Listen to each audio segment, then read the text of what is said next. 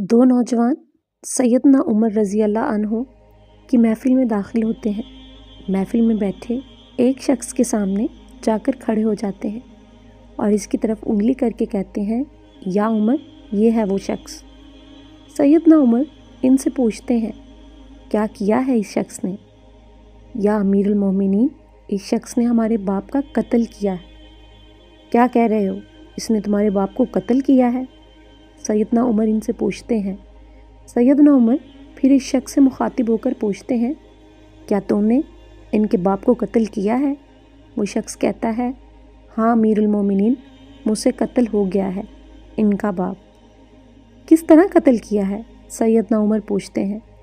या उमर, इनका बाप अपने ऊँट समेत मेरे खेत में दाखिल हो गया था। मैंने मना किया, बाज नहीं आया, तो मैंने एक पत्थर दे मारा जो सीधा इसके सर में लगा और वो मौके पर मर गया। फिर तो कसास देना पड़ेगा, मौत है इसकी सज़ा। सैयदना उमर कहते हैं, ना फ़ैसला लिखने की ज़रूरत और फ़ैसला भी ऐसा अटल कि जिस पर किसी बहसो मुबासे की भी गुंजाइश नहीं। ना ही इस शख्स से इसके कुंबे के बारे में कोई सवाल किया गया है, ना ही ये पूछा गया है कि ताल्लुक़ किस कदर शरीफ ख़ानदान से है। ना ही ये पूछने की ज़रूरत महसूस की गई है कि ताल्लुक़ किस मुअज़्ज़ज़ कबीले से तो नहीं। माशरे में क्या रुतबा या क्या मकाम है, इन सब बातों से भला सैयदना उमर रज़ी अल्लाह अन्हु को मतलब ही क्या है?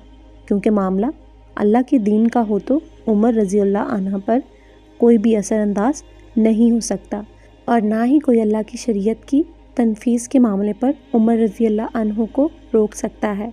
हत्ता के सामने उमर रज़ी अल्लाह अन्हु का अपना बेटा ही क्यों ना कातिल की हैसियत से आ खड़ा हो, कसास तो इससे भी लिया जाएगा। वो शख्स कहता है, ए अमीरुल मोमिनीन, इसके नाम पर जिसके हुक्म से ये ज़मीन व आसमान कायम खड़े हैं, मुझे सहरा में वापस अपनी बीवी बच्चों के पास जाने दीजिए ताकि मैं इनको बताऊं कि मैं कत्ल कर दिया जाऊंगा। इनका अल्लाह और मेरे सिवा कोई आसरा नहीं है। मैं इसके बाद वापस आ जाऊंगा। सैयदना उमर कहते हैं, कौन तेरी ज़मानत देगा? क्या तू सहरा में जाकर वापस भी आ जाएगा?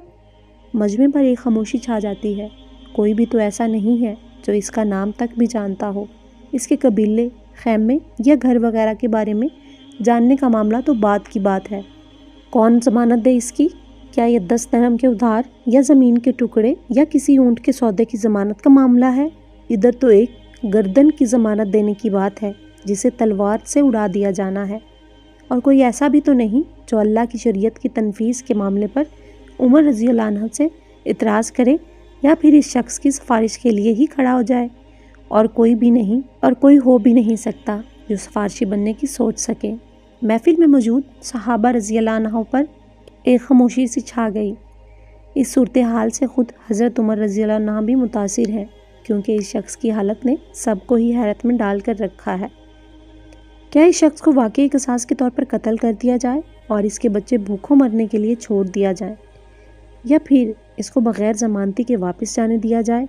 वापस ना आया तो मकतूल का खून रायगा जाएगा।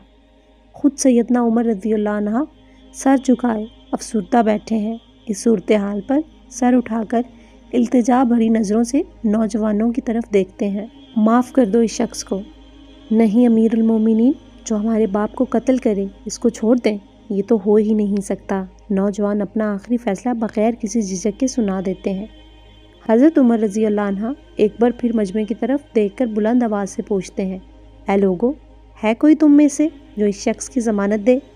हज़रत अबू ज़र ग़फ़ारी रज़ी अल्लाह अन्हु अपने ज़हद व सद्क़ से भरपूर बुढ़ापे के साथ खड़े होकर कहते हैं, मैं ज़मानत देता हूँ इस शख्स की। सैयदना उमर रज़ी अल्लाह अन्हा कहते हैं, अबू ज़र, इसने कत्ल किया है, चाहे कत्ल ही क्यों ना किया हो। अबू ज़र अपना अटल फ़ैसला सुनाते हैं। उमर, जानते हो इसे? अबू ज़र, नहीं जानता इसे। उमर, तो फिर किस तरह ज़मानत दे रहे हो? अबू ज़र, मैंने इसके चेहरे पर मोमनों की सफ़ात देखी हैं और मुझे ऐसा लगता है कि ये शख्स झूठ नहीं बोल रहा। इंशाअल्लाह ये लौट कर वापस आ जाएगा।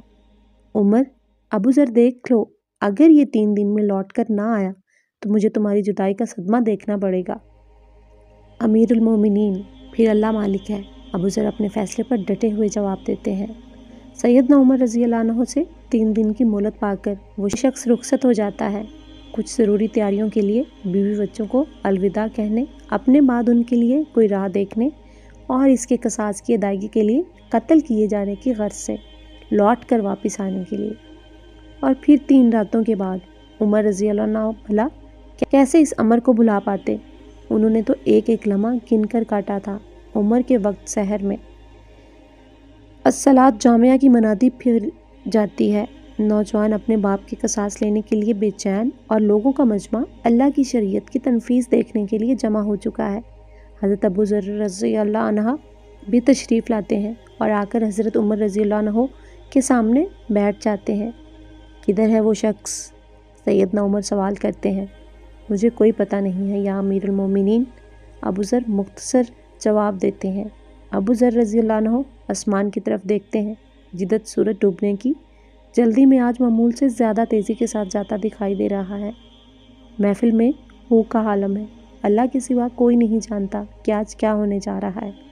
یہ سچ ہے کہ ابو ذر رضی اللہ عنہ سیدنا عمر رضی اللہ عنہ کے دل میں بستے ہیں۔ عمر رضی اللہ عنہ سے ان کے جسم کا ٹکڑا مانگے تو عمر رضی اللہ عنہ دیر نہ کریں، کاٹ کر ابو ذر رضی اللہ عنہ کے حوالے کر دیں۔ لیکن ادھر معاملہ شریعت کا ہے، اللہ کے احکامات کی بجا آوری کا ہے۔ کوئی کھیل تماشا نہیں ہونے جا رہا، نہ ہی کسی کی حیثیت یا صلاحیت کی پیمائش ہو رہی ہے، حالات و واقعات کے مطابق نہیں، اور نہ ہی زمان و مکان کو بیچ میں لایا جاتا ہے۔ نہ ہی کسی کی حیثیت یا صلاحیت کی پیمائش ہو رہی ہے، حالات و واقعات کے مطابق نہیں، اور نہ ہی زمان و مکان کو بیچ میں لایا جانا ہے۔ قاتل نہیں آتا تو ضامن کی گردن جاتی نظر آ رہی ہے۔ مغرب سے چند لمحات پہلے وہ شخص آ جاتا ہے۔ بے ساختہ حضرت عمر رضی اللہ عنہ کے منہ سے اللہ اکبر کی صدا نکلتی ہے، ساتھ ہی مجمع بھی اللہ اکبر کا ایک بھرپور نعرہ لگاتا ہے۔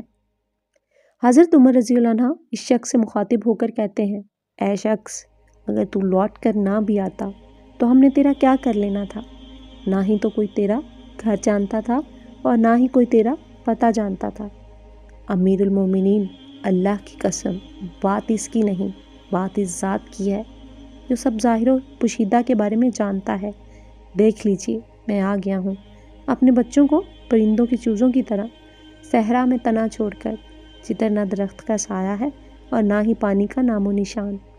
میں قتل کر دیے جانے کے لیے حاضر ہوں۔ مجھے بس یہ ڈر تھا کہ کہیں کوئی یہ نہ کہہ دے کہ اب لوگوں میں سے وعدوں کا افاہ ہی اٹھ گیا ہے۔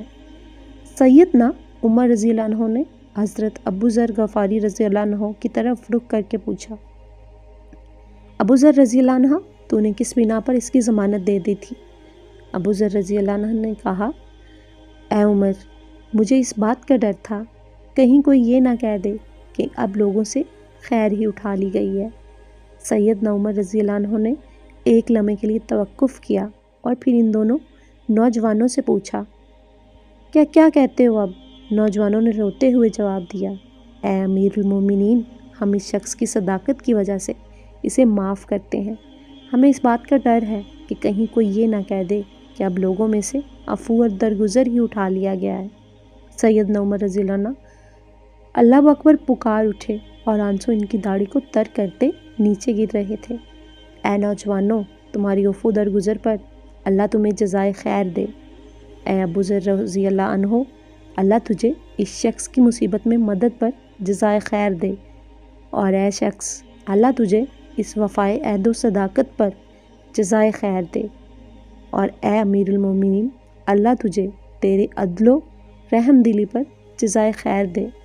مدثرین میں سے ایک یوں کہتے ہیں، قسم ہے اس ذات کی جس کے قبضے میں میری جان ہے، اسلام اور ایمان کی سعادتیں تو عمر رضی اللہ عنہ کے کفن کے ساتھ ہی دفن ہو گئی تھی، اور اے اللہ، جزائے خیر دے اپنے بے کس بندے کو جس نے ترجمہ کر کے اس پیغام کو اپنے باپ تک پہنچایا، اور اے اللہ، جزائے خیر دینا ان کو بھی جن کو یہ پیغام اچھا لگے اور وہ آگے اسے اپنے دوستوں کو بھیجیں۔ آمین یا رب العالمین۔